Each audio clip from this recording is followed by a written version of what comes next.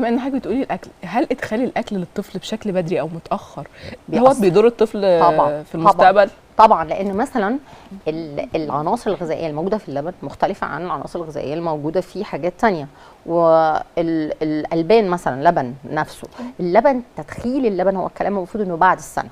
طيب في كلام جديد، في كلام جديد ان انا ممكن من بعد 6 شهور ابدا ادخل لبن مطبوخ، يعني جبنه مطبوخه، لان هو خلاص النوع التركيب الفسيولوجي بتاعه او الفيزيائي بتاعه اتغير شويه.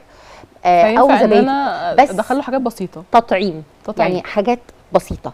ليه بقى؟ لانه ده لقوا انه ده بيخلي الطفل يتعرض لانواع حساسيات اكتر. طب انا هقول لك حاجه، من ضمن الحساسيات المعروفه جدا الحساسيه ضد الفول السوداني، ده من الحساسيات والاسماك المشهوره جدا جدا. لقوا انه كل ما الام بتاخر انها تدخل للطفل هذه الحاجات اللي هي الرجيك يعني اكتر، وتاخرها لبعد سن متاخر، مثلا 8 شهور 9 شهور 11 شهر، بيلاقوا انهم بيبقوا عرضه اكثر لان هم يصابوا بحساسيات من كده. ليه؟ لان الجهاز المناعي بيكون خلاص تقريبا اكتمل، وده بقى كانه بالنسبه له جسم غريب خلاص.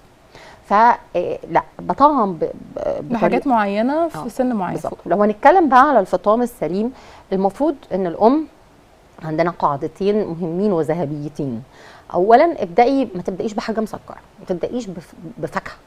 ابداي احنا طبعا ممنوع الملح والسكر، ده قولا واحدا، ممنوع الملح والسكر. بنبدا دايما بالخضار.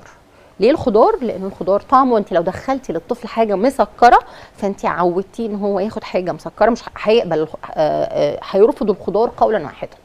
نبدا بالخضار، دي اول قاعده. نبدا بالخضار وبعد كده نبدا بالتدريج ندخل بقيه الحاجات الثانيه. تاني حاجه، كل حاجه بدخلها لوحدها، عشان لو الطفل عنده حساسيه او عنده مشكله منها اقدر ان انا اعرف انه هذا الطفل عنده حساسيه. يعني لو مثلا لحسته حاجه مثلا فول سوداني او لبن او بيض هتسبب ليه حساسيه، وممكن هذا الطفل بالذات عنده حساسيه، وانا كنت في نفس الوقت مدخله اطعمه ثانيه، فراوله مثلا، وجالي الطفل ده حساسيه، طب انا هعرف منين؟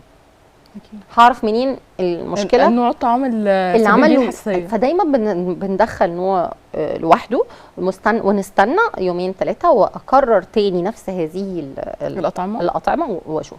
ولو عندي حاجه مثلا زي انيميا الفول ومعروف انها موجوده في العيله، لا لازم اخلي بالي، لان طبعا ممكن الطفل يحصل له تكسير في الدم، يعني في حاجات معينه لازم اخلي بالي منها.